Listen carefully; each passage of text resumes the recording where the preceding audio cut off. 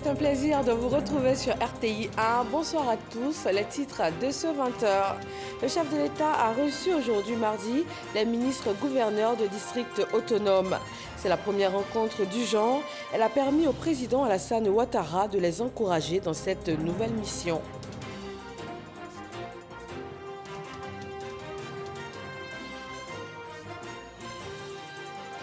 Ligne 1 du métro d'Abidjan, l'indemnisation des personnes touchées par le projet a démarré.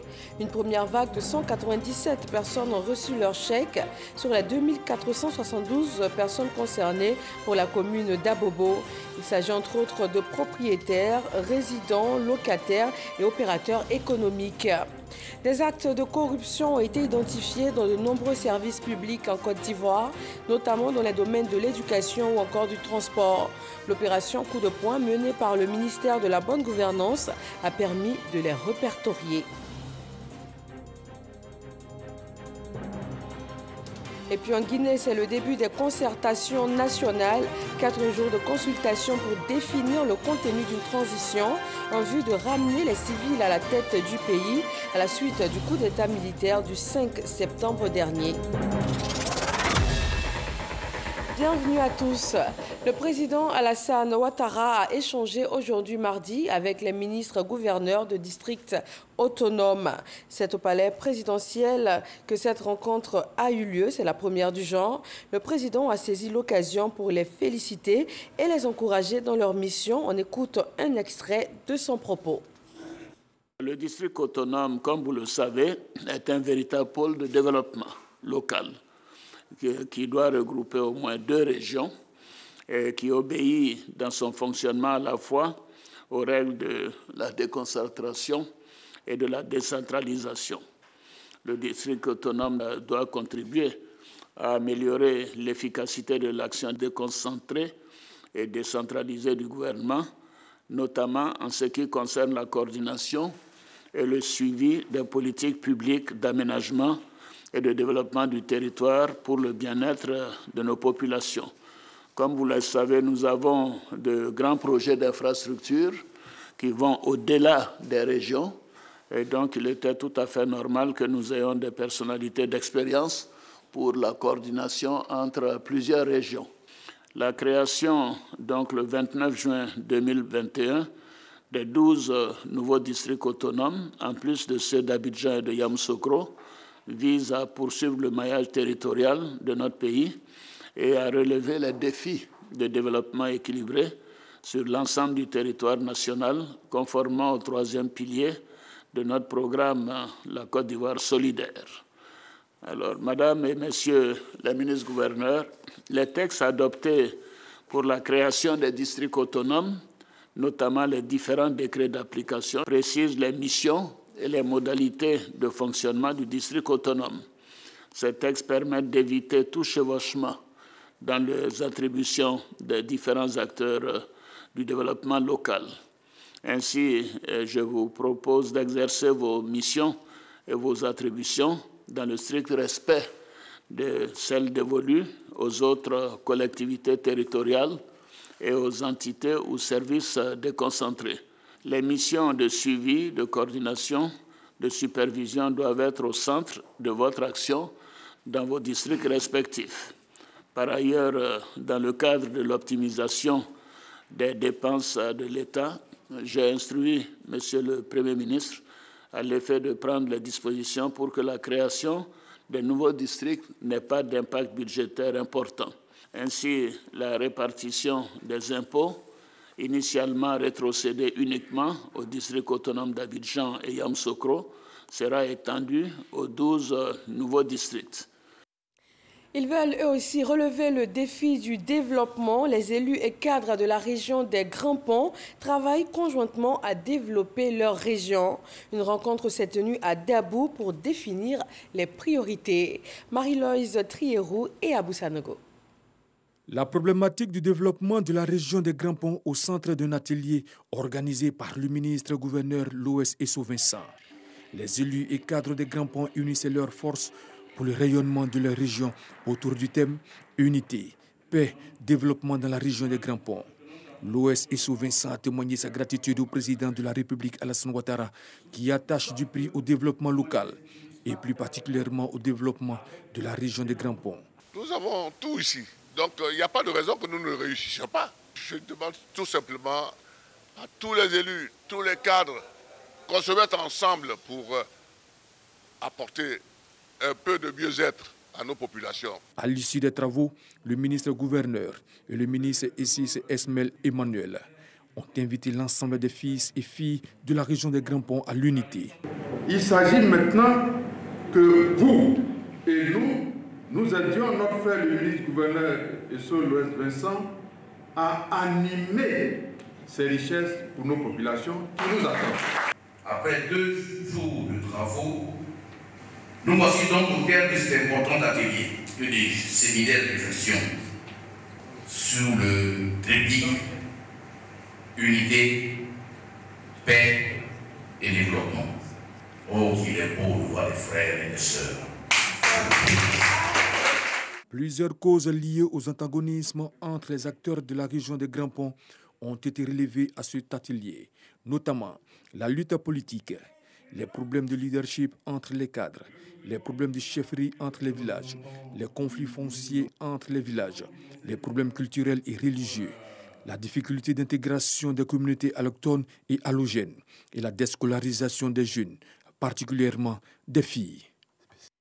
La création du fonds de garantie des crédits aux entreprises ivoiriennes et les investissements dans la transformation de l'EVA sont au cœur de projets de loi adoptés par le Sénat. Ils ont été présentés aux sénateurs par le ministre de la promotion des PME, de l'artisanat et de la transformation du secteur informel, Félix Anoblé, et le ministre de la promotion de l'investissement et du développement du secteur privé, Emmanuel Esmel Essis. Kader Segodogo. Félix Anoblé, ministre de la promotion des PME, de l'artisanat et de la transformation du secteur informel, est porteur d'un projet de loi portant ratification de l'ordonnance portant création du fonds de garantie des crédits aux entreprises ivoiriennes. Une modification pour permettre une amélioration de la gouvernance du fonds. De nombreuses entreprises en Côte d'Ivoire se plaignent des difficultés d'accès au financement. Certaines entreprises obtiennent des marchés et très souvent, vous avez des marchés, il vous faut pouvoir donc financer ces marchés avant de pouvoir être payé. Et lorsque vous ne pouvez pas donc aller sur le marché financier pour obtenir un prêt, cela crée donc des problèmes et souvent même des difficultés dans la mise en œuvre ou dans la réalisation des marchés qui vous ont été donc octroyés.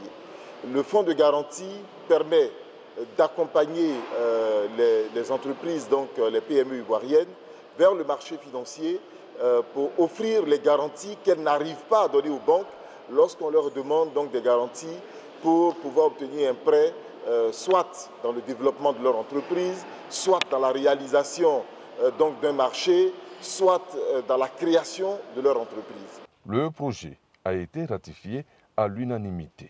À la suite du ministre Félix Anoblé, le ministre de la promotion de l'investissement et du développement du secteur privé, Emmanuel Esmel Essis, également porteur d'un projet de ratification de l'ordonnance instituant des mesures fiscales incitatives aux investissements réalisés dans le secteur de la transformation de l'EVA. Aujourd'hui, nous sommes à un degré de transformation de 55%. Nous visons dans les années qui arrivent à pouvoir atteindre les 100%, mais aller au-delà de la première transformation. Viser la seconde transformation. Il y a beaucoup de produits qui se font à base donc, de caoutchouc. Il n'y a pas de raison que la Côte d'Ivoire, qui est un grand producteur de cette matière, puisse être en dehors de toute la chaîne de production. Donc aujourd'hui, comme l'a dit le Premier ministre, nous allons à la chasse de la valeur ajoutée. Comment faire en sorte qu'on intègre le maximum de valeur ajoutée dans notre économie, et c'est ce qui va permettre une meilleure croissance, qui va permettre aux fils et aux filles de ce pays de vivre encore meilleur dans les années qui arrivent. Le ministre Emmanuel Esmel Essis a été suivi par les sénateurs, membres de la Commission des affaires économiques et financières, qui ont ratifié à l'unanimité le projet de loi. Et on s'intéresse au projet du métro d'Abidjan. L'indemnisation des personnes impactées à Abobo a démarré. Le comité de suivi du plan d'action et de réinstallation a procédé à une remise de chèques ce mardi au trésor public de la commune. C'est la première phase avec 197 personnes. Lanciné Bakaeko. Après quelques incompréhensions liées au retard enregistré au niveau des paiements, c'est presque le bout du tunnel pour les 2472 abobolais impactés par le projet de construction de la ligne 1 du métro d'Abidjan. Les opérations de remise de chèques correspondant aux indemnités de relogement ont commencé à la trésorerie d'Abobo. Un soulagement pour Mathieu Sadou Kwame. C'était difficile, mais en fin de compte, ça a marché. Je suis tranquille un peu maintenant. Et je vais me chercher un coin à habiter. Pour cette première vague, ce sont 197 personnes qui passeront devant les comptables du trésor public d'Abobo. Des souris, mais aussi des grincements de dents. Un agent m'a appelé le matin, mais je l'ai appelé avant d'arriver. Je viens, il ne voit pas mon nom sur le tableau. Quant à Kafele Bekone, ce sont les procédures de sélection des personnes à payer qui l'intriguent. On privilégie les locataires au détriment des propriétaires. Pourtant, le propriétaire résident, c'est celui qui a bâti son logement, qui a accueilli des personnes dedans. Et on donne des chèques aux locataires pour qu'ils passent le loger. Mais le propriétaire, il reste comment? Face à toutes ces inquiétudes, le comité de suivi du plan d'action de réinstallation des impactés du métro d'Abidjan a su que personne ne sera floué.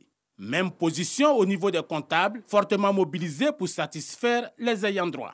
Nous assurons que toutes les personnes seront payées.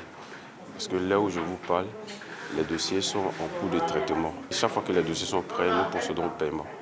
Donc je demande donc aux populations de patienter et chaque fois que ça sort, on les paye. Le nombre global des impactés par le tracé se lève à 9 519 personnes. Ce sont des propriétaires non résidents, des hébergés gratuits, des ménages locataires et des opérateurs économiques. La ligne 1 du métro d'Abidjan, c'est 37,4 km du nord au sud.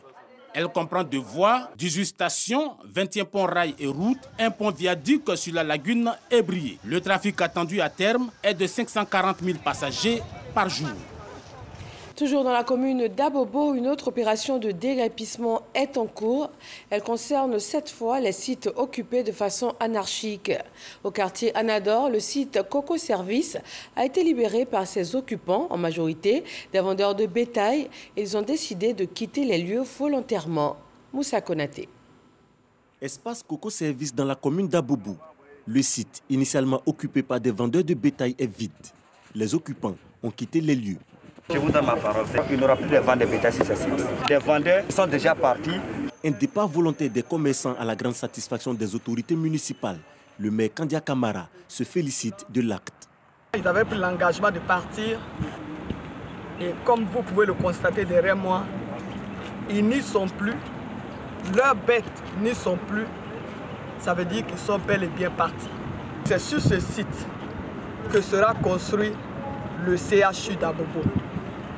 C'est sur ce site que sera construit le lycée d'excellence qui viendra compléter l'œuvre, la belle œuvre réalisée par la première dame, l'école d'excellence Dominique Ouattara.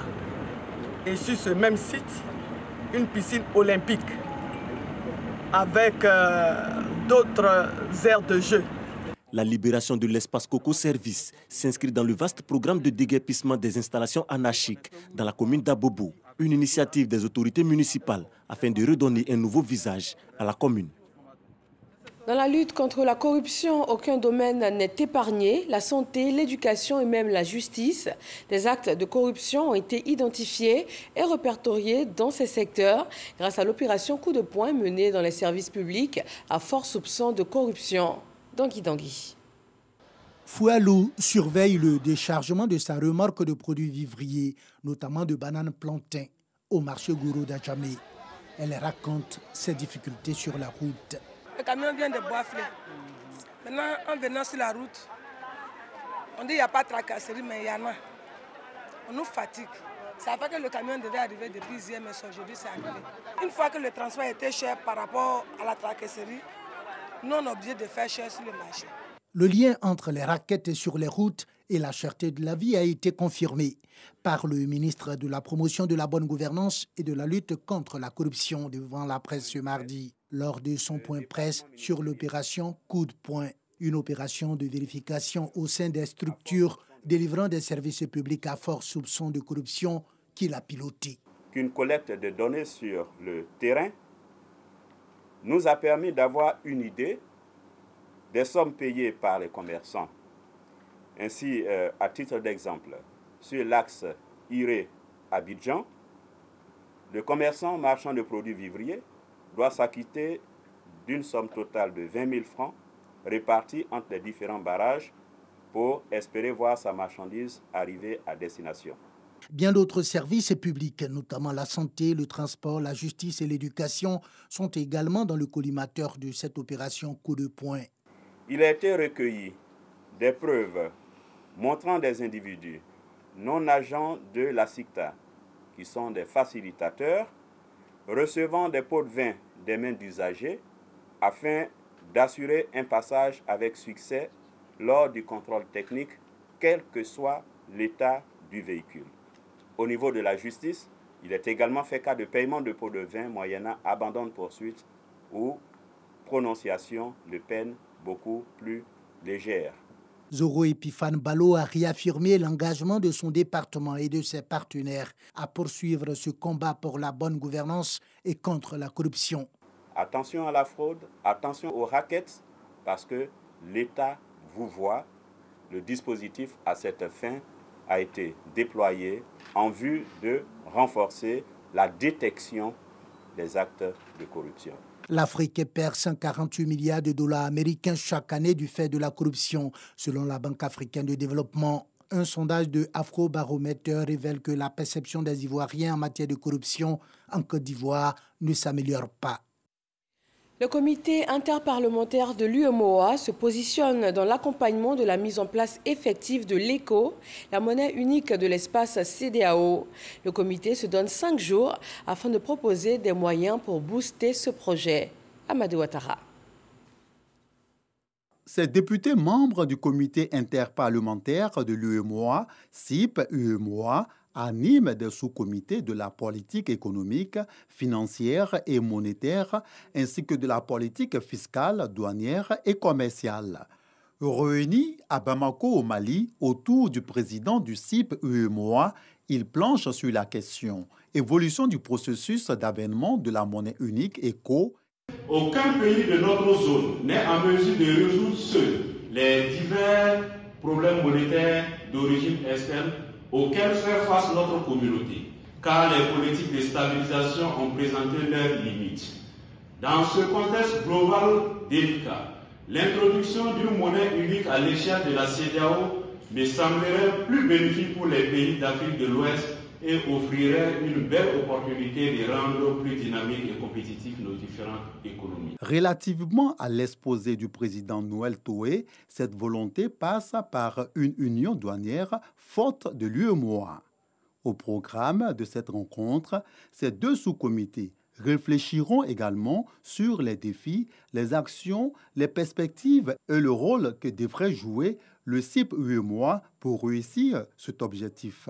Rendez-vous est donc pris pour le 17 septembre prochain à la clôture de cette deuxième réunion d'intérêt sous-comité pour savoir les propositions du CIP-UEMOA afin de rendre davantage dynamique l'économie de l'espace communautaire sous-régional.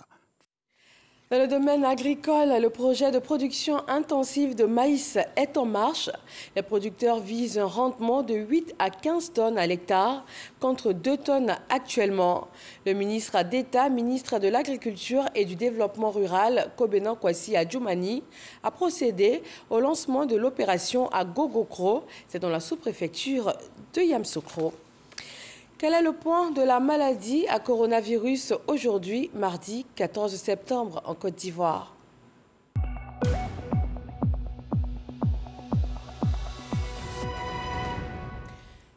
Le pays compte 78 nouveaux cas de Covid-19, 111 personnes déclarées guéries et 14 décès. À cette date, la Côte d'Ivoire enregistre 58 226 cas confirmés, dont 56 144 personnes guéries, 534 décès et 1548 cas encore actifs. Le 13 septembre, 24 282 doses de vaccins ont été administrées, soit un total de 1 572 866 doses du 1er mars au 13 septembre. Relations diplomatiques, la Moldavie a désormais un consulat en Côte d'Ivoire. Le nouveau consul honoraire de ce pays d'Europe orientale a été présenté au ministre des Affaires étrangères de Côte d'Ivoire, Laure Goretti et Eric Goré. Diarra Mamadou est le nouveau consul de la République de la Moldavie en Côte d'Ivoire, administrateur et membre du réseau des chambres d'experts européens au département Afrique de l'Ouest. Il va travailler au renforcement de la coopération entre la Moldavie et la Côte d'Ivoire. Il a reçu son exéquatur par le directeur de cabinet du ministère d'État, ministère des Affaires étrangères, de l'intégration africaine et de la diaspora. La tâche qui nous attend, à la fois noble et grande. Il s'agira d'abord d'encourager et d'aider la communauté moldave vivant ou travaillant en Côte d'Ivoire ou de passage à s'unir, à se conformer aux lois et règlements de l'État ivoirien. Cette cérémonie marque le début d'une relation bilatérale entre les deux États, selon le représentant de la ministre d'État, Kandia Kamara Kamisoko. Nous apprécions les efforts de M. le consul honoraire à sa juste valeur. Notre pays, en effet, a toujours fait l'option d'entretenir avec tous les peuples des relations cordiales et fraternelles. Nous sommes particulièrement fiers d'avoir avec la Moldavie des relations privilégiées. C'est un grand pays avec une histoire ancienne et un peuple vaillant. La Moldavie est un pays d'Europe orientale et ancienne République soviétique, membre de l'Organisation internationale de la francophonie avec 3 500 000 habitants. C'est un pays avec une économie traditionnellement agricole, une industrie dominée par l'agroalimentaire et textile. La Haute Autorité de la communication audiovisuelle ouvre les discussions sur la régulation des services de médias audiovisuels en ligne. Il s'agit pour les régulateurs ouest-africains d'adopter des mesures consensuelles contre l'exploitation illégale des services audiovisuels via Internet. Dans le même domaine, le ministre centrafricain de la communication est en Côte d'Ivoire. Avec sa délégation, il a visité les locaux de la radiodiffusion-télévision ivoirienne. Les conditions de travail, les équipements, la technologie utilisée par la RTI ont retenu l'attention de la mission centrafricaine. Didier Nguessan. Rebondit de plus belle après une crise. La résilience de la Côte d'Ivoire inspire la République de la Centrafrique. Vue de l'extérieur, cette image du pays est l'œuvre de la radiodiffusion télévision ivoirienne, RTI, en charge du service public de l'audiovisuel.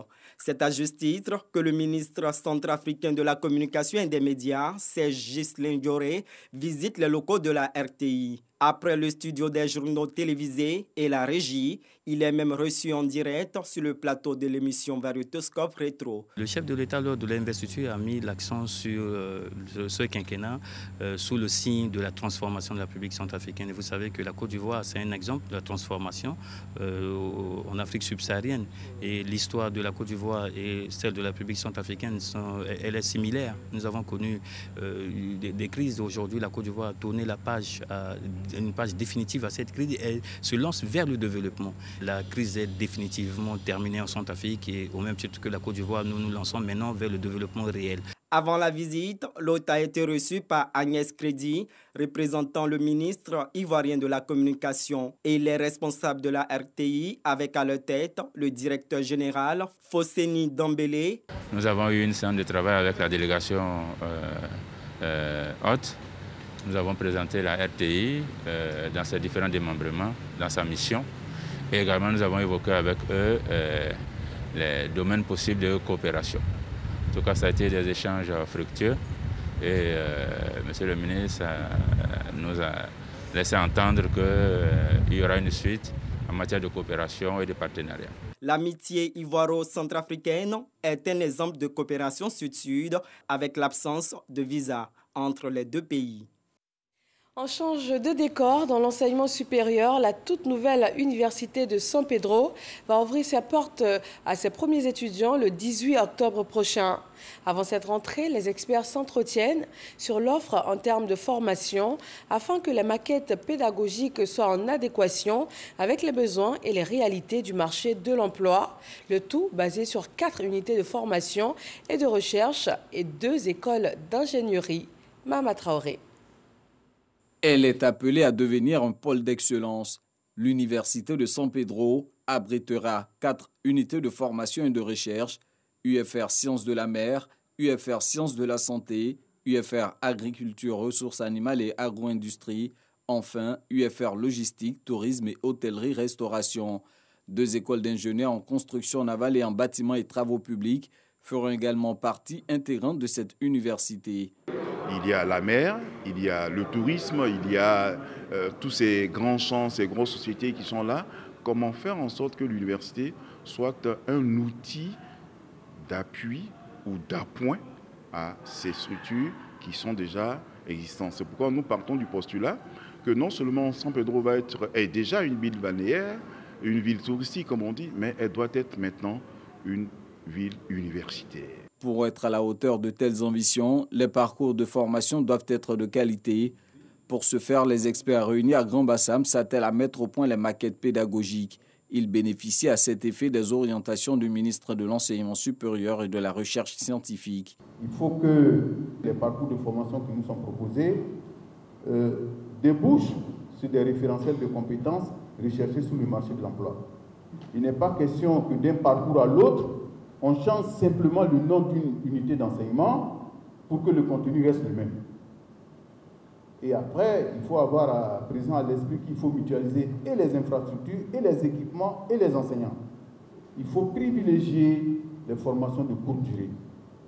Ça veut dire qu'il faut privilégier tout ce qui est licence professionnelle et non les licences de recherche. L'université de San Pedro ouvrira ses amphithéâtres le 18 octobre prochain. Le conseil municipal de Lakota a remis les clés de 18 salles de classe complètement rénovées aux autorités éducatives de la commune. La mairie a déboursé 52 millions de francs CFA pour mener à bien ces travaux. Mama Traoré. Les cours ont effectivement repris ce lundi 13 septembre au groupe scolaire de Gbaïri, village situé à 5 km de Lakota. Cela a pu être possible grâce aux travaux entrepris par le conseil municipal de Lakota pour rénover 9 salles de classe des 2 écoles primaires que compte cet établissement. Elles étaient dans un état de délabrement avancé. Quand l'environnement est sain, le cadre d'apprentissage est sain, c'est le début de l'amélioration des résultats. Et c'est un grand merci que tout le corps enseignant et moi faisons au maire s'améliorer à ce poste.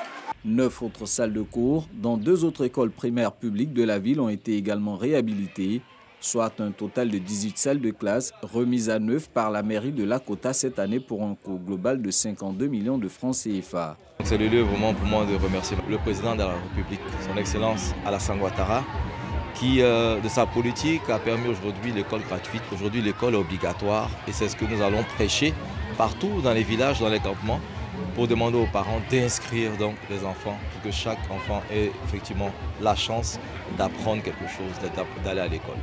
Sur ces 3 dernières années, la mairie de Lakota a investi 116 millions de francs CFA dans l'école. Pour cette rentrée scolaire, des kits ont été également remis aux élèves de la ville. La Fédération pour la paix universelle a mis en place un groupe d'experts mondiaux dénommé Bureau de l'Asie-Pacifique de Think Tank 2022. Il a entre autres pour objectif de créer des conditions de la réunification des 2 Corées et de l'avènement d'une paix durable dans cette partie du globe. Tanguy Dangui.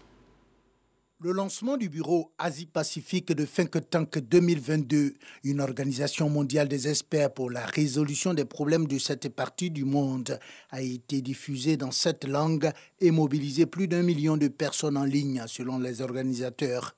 Tous ont salué cette initiative de la Fédération pour la paix universelle.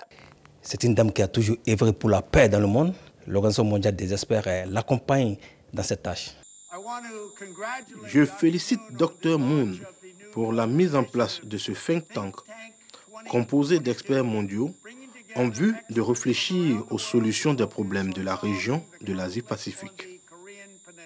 Avant de mettre en mission les experts du bureau Asie-Pacifique de Think Tank 2022 pour trouver des solutions aux problèmes parfois politiques qui secouent cette région de l'Asie-Pacifique, notamment la question de la réunification des deux Corées, Dr Ak Jahan Moon, la cofondatrice de la Fédération pour la paix universelle, a souligné que cette initiative s'appuie sur le dessein de Dieu pour l'humanité.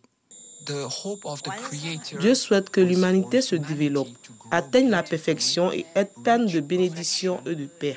C'est pourquoi nous allons travailler pour répandre cette paix dans le monde. Offrande de paix, hymne de la paix, spectacle de la paix, le rallye de l'espoir Think Tank 2022 a tenu sa promesse, celle d'être une messe de la paix universelle. Et puis en Guinée, c'est le début des concertations nationales, 4 jours de consultation pour définir le contenu d'une transition en vue de ramener les civils à la tête du pays. L'ONU a envoyé un émissaire sur place et précise que les Nations Unies souhaitent le retour de ces civils au pouvoir dans un délai raisonnable, suite donc au coup d'État militaire du 5 septembre dernier. Et c'est la fin de ce journal. À 20h50, retrouvez l'émission Le Débat. Il est consacré ce soir à l'éducation.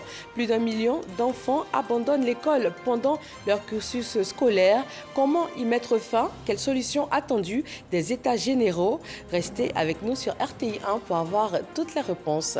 Bonne fin de soirée à tous.